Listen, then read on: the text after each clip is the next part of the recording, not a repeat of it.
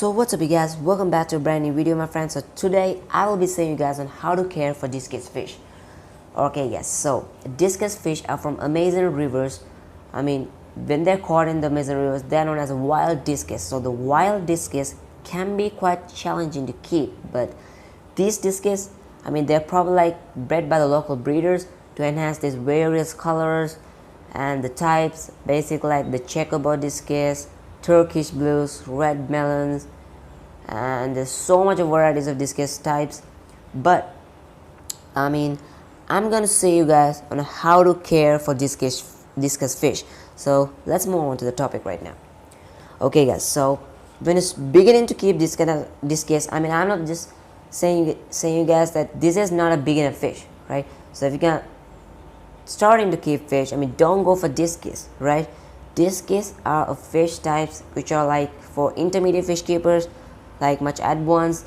But probably they are not that hard to keep. So if you guys like thinking they are really hard, but it's actually not, right? You have to be very active, right? You have to clean the tank.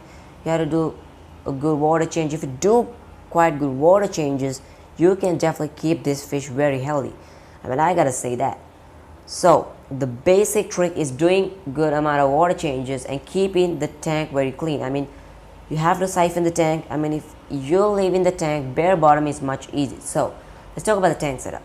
So the tank setup, I'm gonna basically consider one fish per 10 gallon, right? One fish per 10 gallon. So this is probably a 70-gallon tank, and I have 6 discus fish, but I could keep 7, right? I could keep 7, but the more fish you keep, the hard to maintain, right?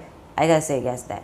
So imagine if this is 70 gallon, if you just keep like 10-11 fish, discus fish, it's probably gonna hard for you to keep. As I mentioned, one fish per 10 gallon.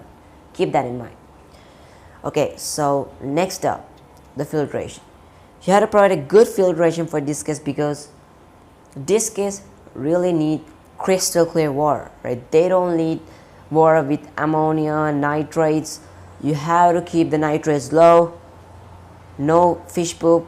You have to clean all that, the remains of food waste, all that, right? So talking about that, you gotta need a good filtration, and discus don't like strong filtration. You have to keep that in mind. And you might be wondering that why am I using a power filter, right? So this is guys, this is basically a long tank, so it's never mind to use power filter. But this, as you guys can see, this water is not that powerful. The filter is even not that powerful, although there are like 3 suction cups in that power filter. So if you're just having a big tank, it's never mind to use a power filter. But if you're having a small tank, I would suggest for you guys to use a hand filter, which every fish prefer. So using a hand filter is that good. Okay guys, so keep that in mind, right? So that's about the filtration. Next up, a heater. Guys, it depends on your country. So imagine if you're living in a cold country, you definitely have to buy a heater, because even sometimes, I live in Sri Lanka. Definitely there are some cold climatic conditions in our country as well. So probably I probably get a heater, because you gotta be safe guys, you gotta be prepared. So it's better having a heater. So the temperature, right? Okay, so what's the temperature that you must keep, right? That's a good question. You have to keep 28 to 30 Celsius, right? 28 to 30 Celsius. So that's the perfect temperature in which your discus like. Discus prefer warm temperatures. They don't like cold water. So remember to keep the tank a little bit hot. Not that hot, a little bit hot. Okay, that's the temperature. And guys, remember, if you just keep the tank bare bottom, it's definitely easy for you to clean. I know you guys don't like to keep the tank bottom. You guys like to add some gravel, keep the tank beautiful. So yeah, that's correct, but when there are gravel, it's really hard to clean the bottom of the tank. Although you clean the top part of the tank, that's no use, but you have to clean the bottom of the tank. So that's where all of the waste lie down. So it's really important for you guys to clean the tank, right? So I'm gonna give in this advice: clean the tank if you're gonna keep discus. Don't let the water ruin your entire tank, right? So I'm just probably doing like a 20 to 30% water change every week, probably. Yep. So at least clean the tank once a week. I mean, if you do that, you can probably keep Discus. Discus keeping is not that hard. Okay guys, so that's the filtration, temperature, and the tank setup. Okay guys, you might wondering that why have I add some driftwood. Okay, that's a good question.